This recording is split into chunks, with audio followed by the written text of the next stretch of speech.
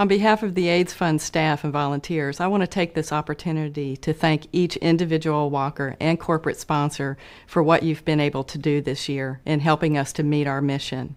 That mission is twofold. First, to raise awareness about the consequences of HIV disease in our communities, and second, to raise funds for distribution to AIDS service providers. And with your help, we will continue to walk and to raise funds until this disease is over.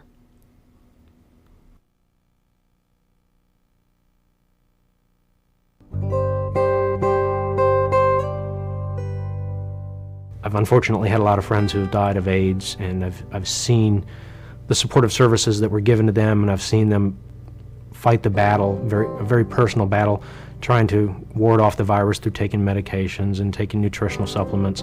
And I've seen how the agency was able to prolong their life and make sure that they got better medical attention and access to services. But we can't save lives, unfortunately. I wish we had that power, but we don't.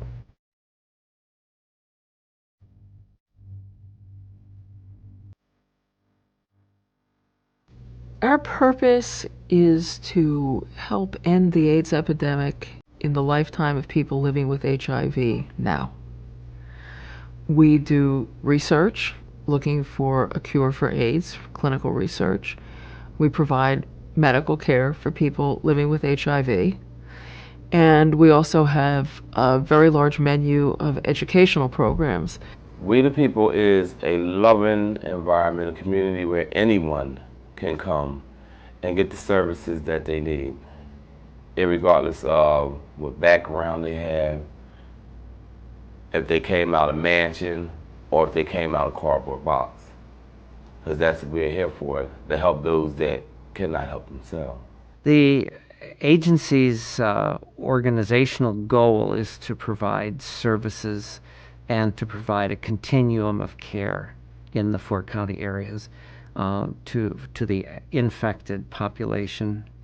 And then our second goal is to provide prevention education to the general public. Well, the basic mission of Calcutta House has really remained consistent over the years because it's pretty broad-based, and it really is to provide services that are necessary for the most fragile, the least supported, the poorest men and women with AIDS. The GALET project is a health education program designed to meet the needs of Latino sexual minorities in regards to HIV/AIDS education and prevention. I think that our goal is to help people negotiate a complicated legal system. As we know, access to benefits, dealing with various laws, it's hard enough in the best of times, let alone when somebody's sick. The largest and consistent issue that every individual coming to Calcutta House faces is their own mortality. We need better treatments if we're going to be able to say to people, you can really live with this disease. There are also a lot of myths and misinformation about medication, what's going to happen to you once you start medication. Those medications only benefit about half of the HIV-infected population. The other half of the population is still very sick and continuing to get sicker. The newest trend seems to be, if I don't get tested, then that means I don't have it.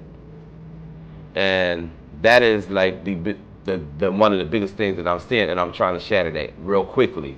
There is a common misperception that AIDS is over.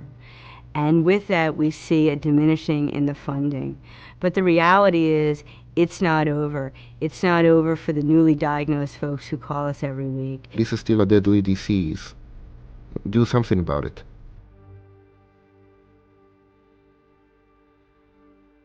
You've got to always keep stretching, you've got to always keep pushing so that you can acquire more money in order to provide more services. The AIDS Fund has been a crucial element in the battle. Raising money for HIV and AIDS has got to be one of the most frustrating and difficult and time-consuming thing in this battle. It's more difficult to find those resources, so it is sort of always in the top of my mind as sort of the leader of an organization whose mission it is to get those resources, no matter what rock they might lie under.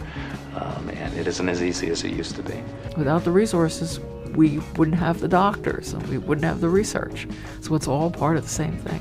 We have the ability to see people, provide clinical care, to provide lab work, and sometimes to provide medication because of our grant funds. Know that there are resources there for medication, for nutrition, for whatever, but my client does not qualify. We need to make sure that there's funding to protect them, to make sure that they get the services they need, to make sure that the law is interpreted in their favor. One of the things that the AIDS Fund does for us is it's about the only organization that gives us money that does not have restrictions to it. I think that what makes people feel good about what they do is that they see it makes a difference to individual lives. With just a handful of lawyers, we can only handle so many cases in-house.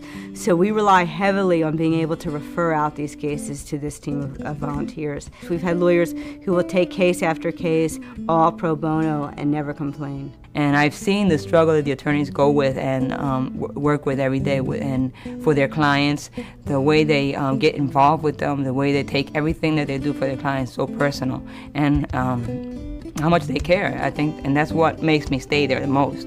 When we talk about clients, we don't talk about those people out there because they're staff members who are like brothers and sisters who sit at the lunch table with us and who we work side by side with all the time. I learned how to be able to live with the people, and that is why I'm still here now.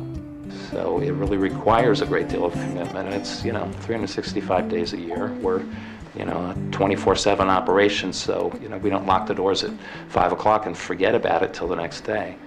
We're here all the time. It requires a constant and ongoing effort to do something about HIV.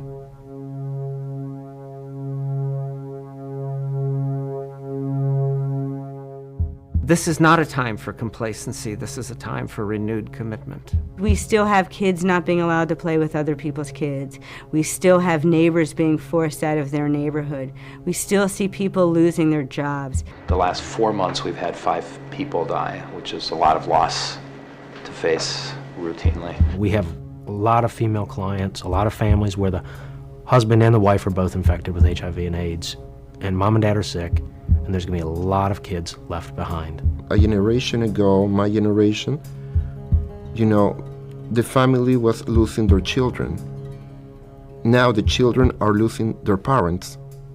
Young people think short term, trying to figure out how to motivate them to wear a condom every time so that they will never have sex without a condom. That's my goal for my 15-year-old. AIDS and HIV is something that everybody should be fearful of, but don't be scared to that. If you do nothing, you will die. It's just something that's got to be dealt with. I mean, AIDS, I think, is a part of everyday life. Because I know way deep inside me that there's people who are HIV infected, who have full-blown AIDS, who are dying, who don't even know that the agency is there because the communication link has not yet been established. African American and Caucasian and Latino, women and men, gay and straight, HIV positive, HIV negative. You're seeing America 100 years from now. You're seeing reconciliation between races and between classes. Because what the AIDS epidemic has taught us is that we really do need each other. All of us need each other. We need to care about each other. We need to be able to work together.